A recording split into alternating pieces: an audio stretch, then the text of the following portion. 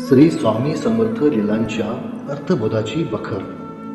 लेखक प्राध्यापक doctor Yashwantrao Patil sir.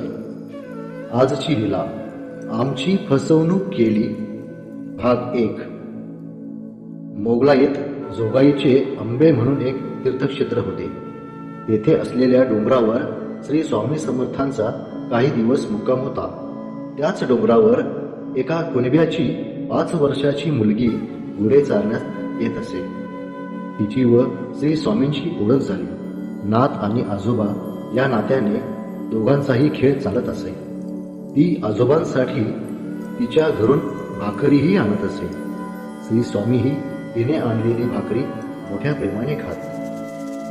त्या गुराखी मुलीच्या बाबाने धनाच्या लोभाने तिला पुरुषाचा वेश घालून एका सावकारास विकले.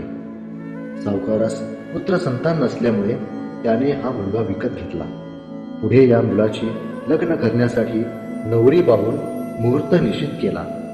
सावकाराच्या या एकुलत्या एका मुलाचे लग्न म्हणून मोठी जय्यत तयारी करण्यात आली होती.